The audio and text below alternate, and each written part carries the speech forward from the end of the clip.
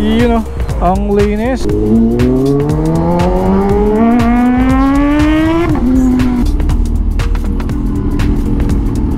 Hello! Itutur ko kayo dito. First time ko lang pumunta dito guys. So, ang dami palang tao no. May LTO Region 3 pa oh. V2.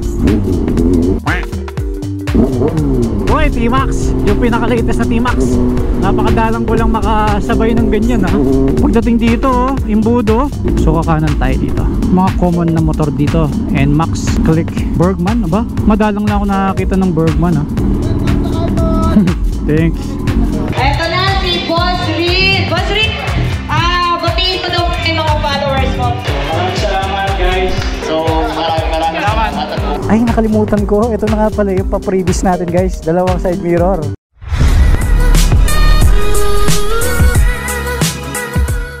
Yun o, ang linis pero makulimlim. So ganun din. Madudumihan din yung ating motor. Nandito tayo sa shop eh.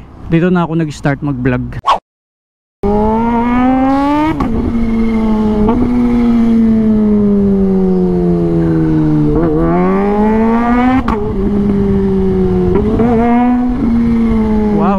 Yes, dadaan tayo dito sa lugar na hindi pa natin napapasukan dito sa vlog natin. Sakto may pupuntahan tayo.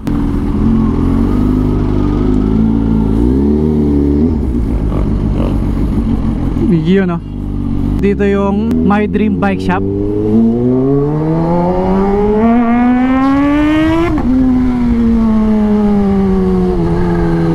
Ito yung shop niya.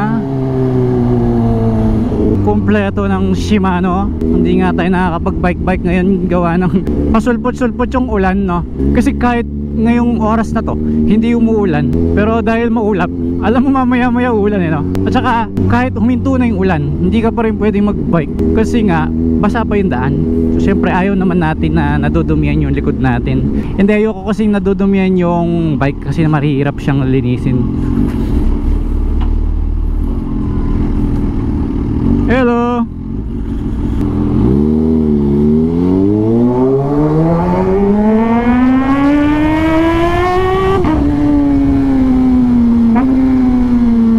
Itong lugar na to is Barangay Lara. Dito dati nagkakaroon ng event ng airsoft kasi ang ganda ng mga puno.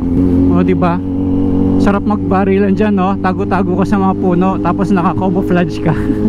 Okay sana dun no. Kaso wala nang nagsasagawa ng event ngayon eh. So nabanggit nga natin yung airsoft. Meron tayong pupuntahang firing range ngayon dito sa Bacolor, bandang Megadike. At may event daw sila ngayon eh. So in-invite nila tayo para ma-vlog yung kanilang business no. Tumawag pa sa akin yung misis ng may-ari na kung pwede daanan natin. After kasi natin dito, tutuloy tayo sa Kai Mall dahil may sinaliang event yung TRC. Alam niyo naman, yung TRC diba, nagpapalakas tayo dyan kasi kompleto sila ng pyesa ng Raider. Diba gusto ko i-set up yung Raider natin. Gusto ko isang brand lang hanggat maaari ha. Kung hindi kaya doon pa lang tayo mahanap ng ibang brand para magandang tignan yung motor, pare-pareho yung pyesa. Kaso tulad nyan, umuulan na naman, tuloy pa rin ang pagbablog. Ang masama, wala akong dalang kapote.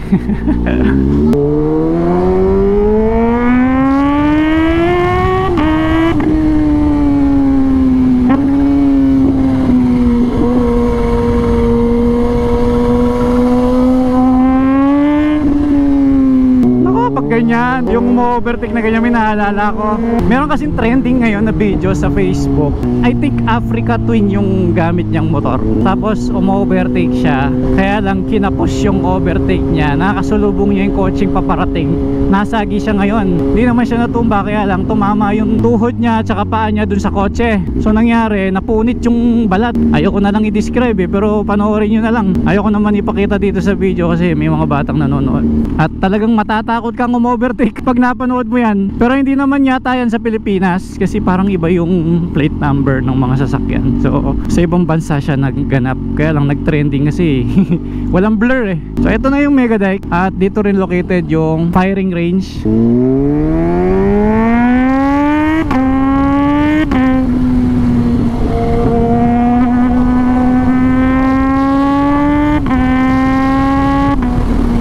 Kapag umuulan na ganyan, hindi matutala yung firing range. Huwag kayong mag-alala, hindi naman ako magpa-firing doon.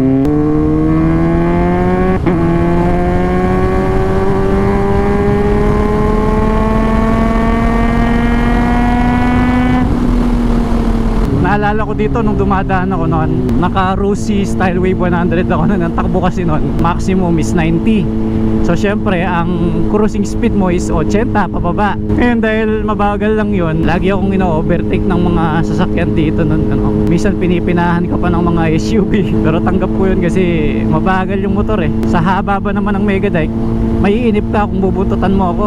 Pero kahit anong brand pa yan, basta tumatakbo at kaya kanyang dalhin from point A to point B, ox na yon. Madalas lang nasisira dun sa Rusi ko na motor na yon is yung mga switch niya. Pero pagdating sa engine, dahil regular naman ako nag-change oil, alam ko 1,500 nag-change oil na ako. Tumagal naman ng 3 taon sa akin yung motor hanggang sa binenta ko na. Kasi ang nangyari, nag-ride kami nung mga ka-riders club ko noon sa Baguio, and then yung Rusi ko na motor na yon, pagdating namin dun sa Bila sa Baguio kung saan kami matutulog, tumagas yung langis ng aking motor. Ngayon pag uwi ko sa bahay, nalaman ng mother ko, siguro naawa sa akin, binili niya ako ng Mio Sporty. So kaya ako binenta yung Rusi natin. Malungkot man, pero wala kasi tayong sapat na kita nun, so kailangan kong mag-let go ng motor. So marami siyang naitulong sa akin. Alam nyo, Rusi yun, no? Mura lang, di ba? Pero never niya akong tinirik sa kalsada. Nabili ko yon second hand, 11,000 pesos lang. Kaya doon ko napatunayan na wala naman sa brand niya, nasa pag-aalaga lang din. Merong mga madaling masira, totoo naman yon, yung mga electronic parts. Siyempre, mura yung motor eh. Ano yung i-expect mo? Siyempre, you pay what you get.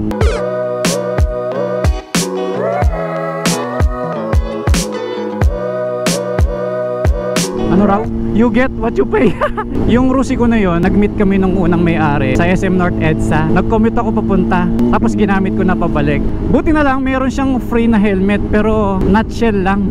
Ayun, nauwi ko naman sa Pampanga. Alam ko 5 oras yung biyahe ko nun kasi hindi ko mapatakbo ng mabilis yung motor. Mabagal lang siya, tsaka may issue yung brake niya, pero pinagtiyagaan ko na kasi mura lang yung motor eh. Pero ang saya-saya ko that time kasi may motor na ako eh.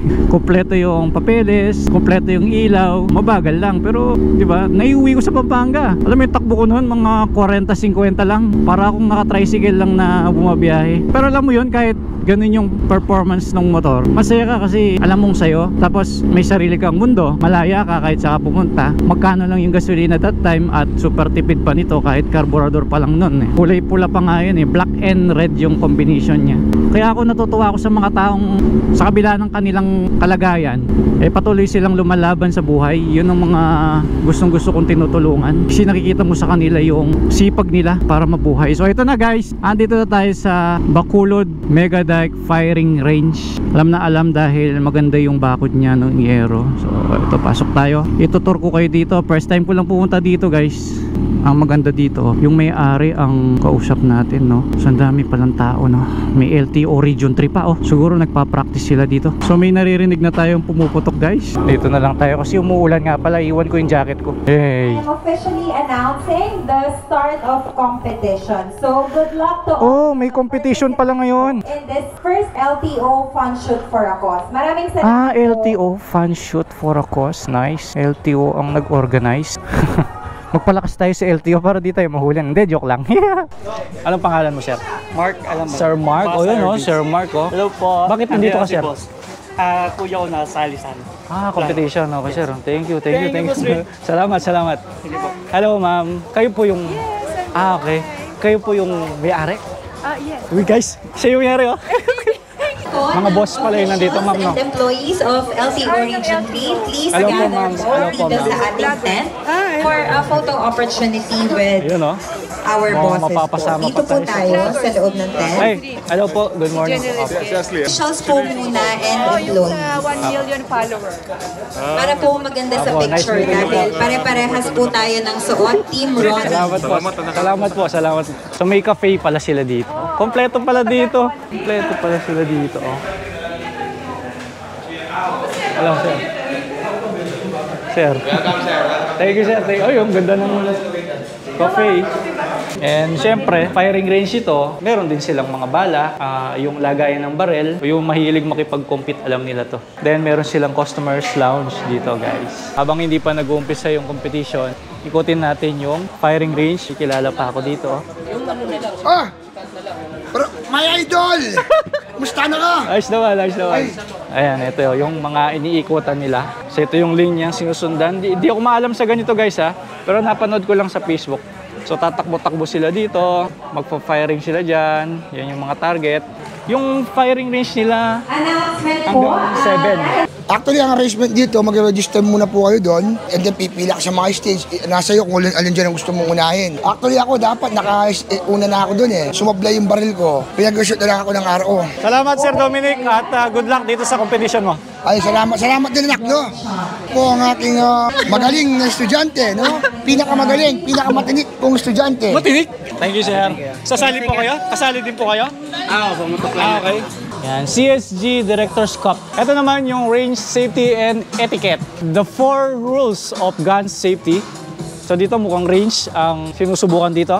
Dito naman yung target shooting. Pag may pumuputok guys, bawal pumasok dito ha. Kailangan clear lahat. Ayan, target shooting. Meron pang metal plate dito. Pagka tinamaan, tutunog ng malakas. Ayan, lapitan natin yung pinagbakasan ng mga bala. Parang galing sa gera oh. Tapos ang taas ng bakod, may lupa. Lagpas 2 tao yung pader nila. Grabe, akala ko simpleng event lang. Puro mga general pala yung nandito. Nandito pa yung LTO.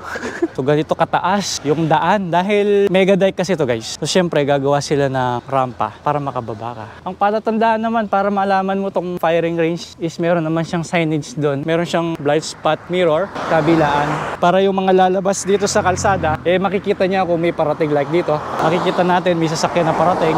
Halos bago lang itong firing range nila. Kaya ang ganda pa ng mga semento, mga pintura. Tsaka ang linis dito. Meron pang parking doon. Oh. Grabe, nakakalula pag nandito ka sa taas. No? Tayo naman dito kasi hindi naman tayo naniningil ng for endorsement. Itong mga ganito okay na sa amin. At least nakatulong pa ako sa mga business. At naging kaibigan pa natin yung may-ari. Hindi lang kasi puro pera yung kapalit ng mga ginagawa natin. Pagkakaibigan at saka yung bubuo tayo ng family dito eh. Yan o, Sir Dominic na oh. Load and make ready.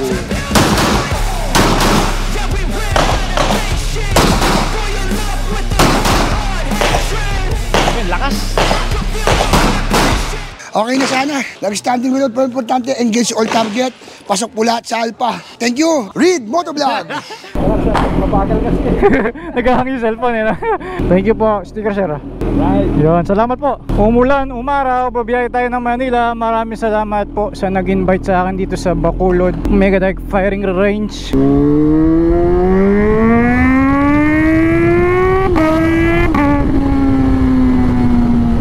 Nandito na tayo sa Olongapo Road, no? Kaya pinipilit kong makapunta sa Akay Mall, di ba? Nandun yung TRC. Naghingi kasi tayo ng 4 giveaway na side mirror sa kanila. Kaya doon nila ibibigay. So, kailangan ko pumunta talaga para matupad ko yung pangako ko sa mga followers natin. Kasi nasabi ko magpapamigay ako ng side mirror eh. So buti naman nag-provide ang TRC. Madami din namang may gusto dun sa side mirror eh.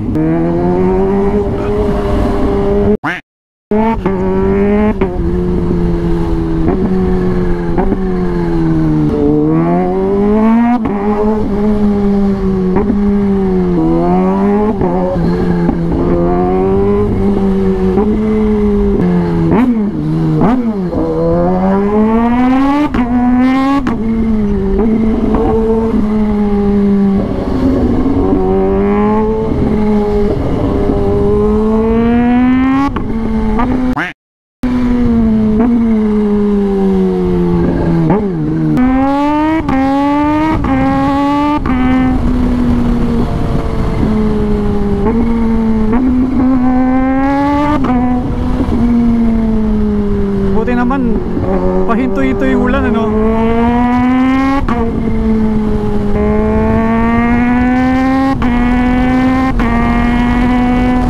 Mabilis pala tong Range Rover. Ito sa harapan natin, Land Rover pala yung brand nito. Kala ko Ford. Mabilis pala to. Multistrada V2.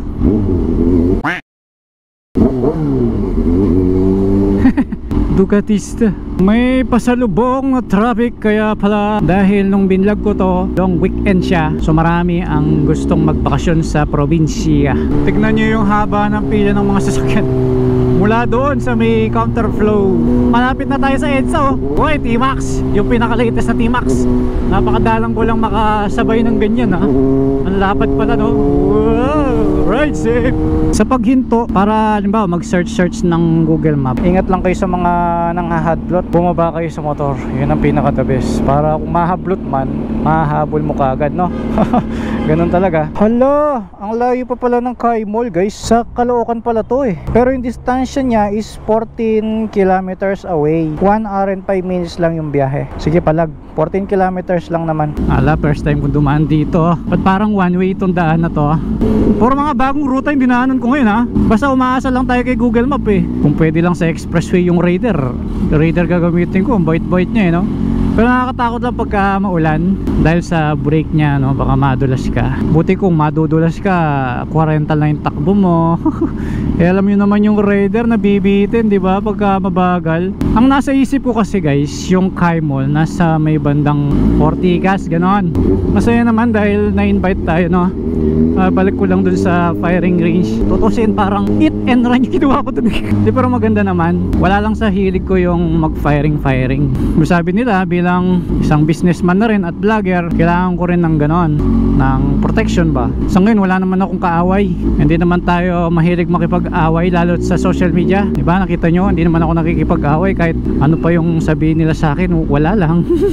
Kasi social media lang naman yan. Talagang pag nasa social media ka, tanggapin mo na mayroong basher, may hater, may galit sa mundo na ikaw yung napagtripan, ganun lang yun. Pero kung personal na issues, hindi naman yan. Nagko-comment lang naman yung iba dahil dun sa content na ginawa mo, diba? Pero bilang as human, hindi naman nila kukomentan yan kasi una sa lahat, di ka naman nila kilala, nakita ka lang naman nila sa Facebook tsaka sa ibang social media sites. Kaya kung balat sibuyas ka, ayun, masasaktan ka sa mga kino-comment ng mga galit sa mundo. Ganun lang, hindi galit sa'yo, galit sa mundo.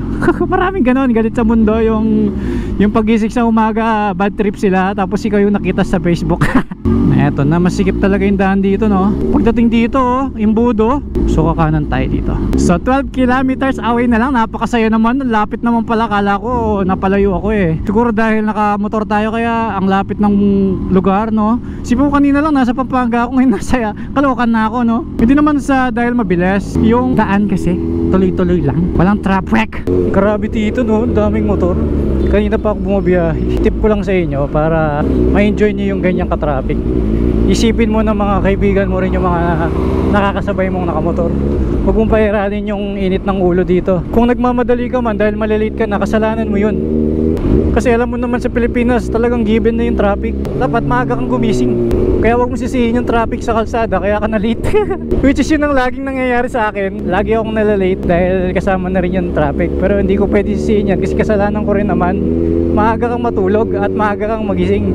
Late kasi ako natutulog kaya talagang sinusulit ko yung tulog ko kasi masama yung hindi pa sapat yung tulog mo tapos ginising mo, in-alarm clock mo yung katawan mo. Masama yun. Dapat full talaga yung tulog mo. Mga common na motor dito, NMAX, Click, Bergman, ba? Madalang lang ako nakakita ng Bergman Suzuki Smash. Pero mas madami talaga yung Click. Hala, grabe, anong lugar to? Meron palang natatagong lugar na ganito. Parang dito yata ako dumanon nung nagpalagay ako ng motorcycle carrier sa aking Montero. Ang daming tao.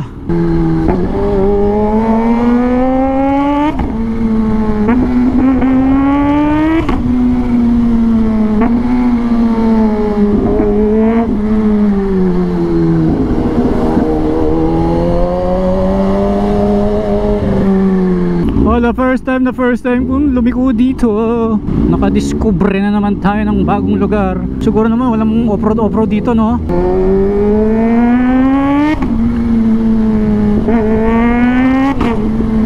Uy, yun, Kai Mall, ito pala. Thanks. Aga mo Anong oras ba mag-uumpisa to? Alas 7. Hindi, okay lang kasi nagbablog ako eh. Hindi naman pwedeng gabi ako magbiyahe. So dito kami sa Kai Mall bar. Second floor. Kai Mall food hall pa. Naghihintay kami ng oras, napaaga kasi ako. Alas 7 pala yung event eh. Alas 7, aga pa. Kasama nga pala natin si Boss B. Yun, shout out. Yan. Mabango to kasi mayroon siyang tindang ano. Diba? Pabango. Amoy cherry. Ngayon may inassign si Boss B sa atin dahil malakas tayo dito sa Kai Mall. Si Sir. Si Sir. Sereno Alexis po, sir. Salamat sa pagpanatili ng safe kami dito at ibang mga customer. Salamat po. Salamat. Hello. Sige sir, chill lang, chill. Hindi naman tayo sikat. Inabutan na naman ako ng gutom. Kain na tayo dito. Ano to? Above Sea Level Seafood Restaurant. Wow. Yung butterfly squid po yung ano namin. Butterflies. So lumilipad yun. Hindi po. Ito na yung aming butterfly squid. Parang galamay ng alien eh. Baba na ako. Sinusundan tayo ng security guard. Nakakailang tuloy kasi hindi naman tayo sikat eh. Ito yung sa TRC. At may libre po isang po. Yun oh. Ganda oh. Eto na si Boss Reed. Boss Reed, batiin mo daw yung mga followers mo. Alam ko, sisipat ka. Ayan, sipat ka. Pasibat na eh. Invited lang din ako. Hindi naman ako special guest dito. Kagaya lang din yung ako, yung mga mahilig sa motor. So maraming salamat guys. Yun, maraming salamat, Boss Reed. So maraming salamat. Ayan na yung mga side mirror. Ayan si Kalokal. Kalokal sir? Kalokal? Kalokal? Akala ko si Kapwa. Ayan yung mga side mirror natin na ipamimigay. Eto, as I promise guys, nandito na. At syempre meron tayong caliper para sa ating Raider. Ito ay para sa rear. Ayan, excited na akong ilagay para sa Raider natin guys. Thank you.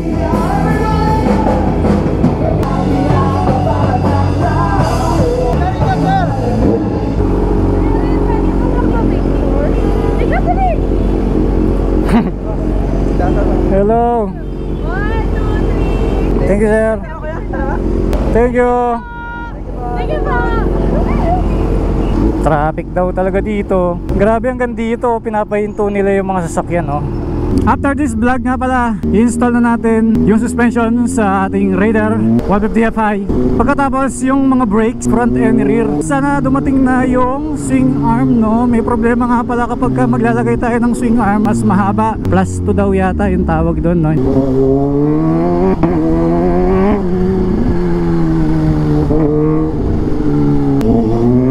So kung ganun ang mangyayari, Thai concept talaga yung setup natin. Kasi hindi pwedeng magmalaking gulong dahil humaba nga yung swing arm, sasayad sa tapalodo.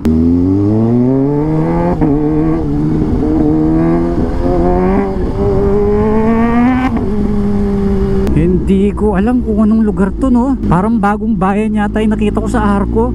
Tingnan nyo, parang village yung pinasukan ko. Pero ang dami namang dumadaan na motor eh. Ayun oh, may mga gate. Uy, shoutout sa mga tiga dito ha. Padaan lang po at hindi naman totaling naligaw. Eh sinusundan ko lang naman yung Google Map. Medyo tricky lang yung pagdaan dito kung wala kang mapa. Tiyak na maliligaw ka. Eto, hindi na village to, barrio na. Ayun, may signage na pa, NLEX. Nasa tamang daan naman pala tayo, pero magpapakagarga muna ako dito bago tayo pumasok ng NLEX. Mama, anong lugar to? Caloocan? May kawayan, sir. Ay, may Kawayan, Bulacan na. Ah, okay. So ito, pa Caloocan, no? May lusot po na papuntang Caloocan po. Ah, okay. Anong tawag sa Caloocan doon? North Caloocan? Teka po, tatanong ko, hindi kasi ko Hindi, okay lang. taga-Barilaw kasi ko eh. Ah, so Bulacan na pala to, no, ma'am? Yan po. Eh di may Kawayan toll gate ito, ma'am? Ito po yung papunta dito. May Oh. kawayan tollgate. Ah, okay, ma'am. Pero ngayon, sir, sa kayo papunta, sir? Pampanga, ma'am? Pampanga. Eh di mag-LX kayo niyan. Yes, ma'am. Pwede naman. Malapit na po yun dito, sir. Tapos pakanan na, ma'am? Apo, kakanan na lang po. Hindi kayo tatawid ng NLEX po na tulay, ha? Ah, bago tumawid, pasok na. Ah, okay. Po, sir? Hindi na po, okay na po. Okay po. Ay, nakalimutan ko. Ito na nga pala yung pa-previous natin, guys. Dalawang side mirror. Tapos ito sa akin, ha. Nakalagay na dito sa likod natin. Sana wag lumipad, no? Para sa inyo to, guys. Yun muna ang nahingi ko sa TRC, eh. Kumbaga, one at a time. Baka mag-isip naman yung TRC sa akin, nag-move out tayo. Well, actually, bura out siya, pero ipapamigay ko rin sa inyo. Hindi para sa akin, para sa mga followers ko. Ang dami kasi natuwa dun sa side mirror. Eh, medyo pricey naman talaga siya, pero maganda. Kita nyo naman nung nilagay ko sa Raider natin. Ang pogi, diba? Malinis yung dating niya, pero fully adjustable siya. Nahihila pa. Gulat nga yung mga kasama kong vlogger, eh. Nahihila pala yun. Yan, bago ulit yung ating ating battery. Ihatid nyo ba ako ulit guys? Let's go, yangkas ko kayo. Grabe yung traffic.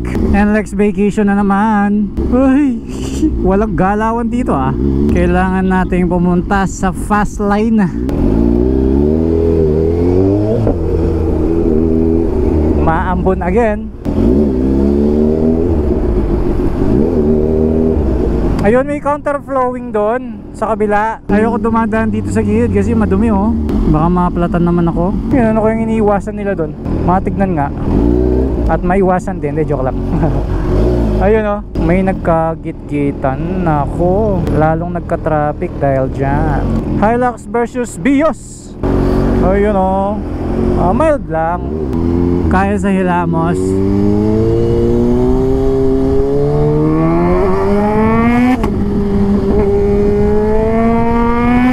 Welcome to San Fernando, na kung saan hindi na-read yung aking RFID. Ayun, na-read pala. Ang sarap no, nandito na ako sa province ko. Alam mo, kahit gaano kaganda sa Maynila or gaano kaganda sa ibang lugar, iba pa rin yung saan ka lumaki ba, or kung ano yung nakagisnan mo buhat nung bata ka, no? Ito yung mga tinatahak ko noon nung nagtatrabaho ko sa SM Pampanga as service crew sa Jollibee, Greenwich, Kenny Rogers Roasters. Binabike ko to guys. Kung mapapansin ninyo, madalas kinakwento ko yung mga Pasko, no? Kasi hanggang ngayon, doon ako umuhugot ng mga lakas. Kung ano mga pagsubok ang mararanasan natin sa buhay natin, bumabalik tayo sa nakaraan at doon mo may ko-compare na dihan ako na mas mahirap ang sitwasyon natin noon. Hindi naman tayo yumaman ngayon eh. Nagkaroon lang maraming kaibigan at mga pekeng kaibigan. Ganun talaga yon, normal yon.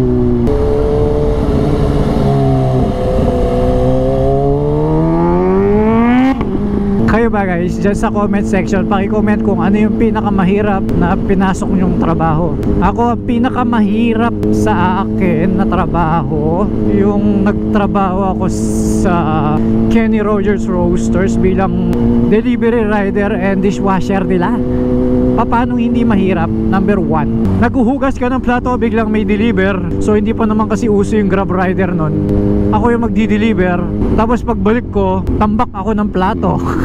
At hindi lang plato, puro mga kaldero na stainless at yung mga kagamitan ng kitchen, sa akin lahat babagsak yan. Pangalawa, closing lagi ako. So pagdating ng gabi, lahat ng ginamit ng kitchen crew ipapahugas sa akin. Kaya kung papetiks-petiks ka dyan, ikaw na lang ang hihintayin nila.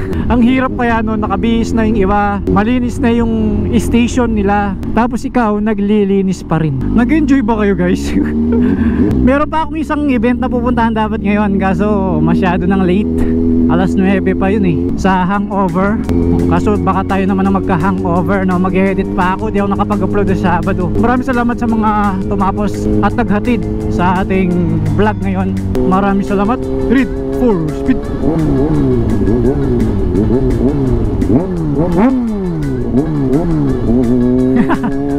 Isa pa.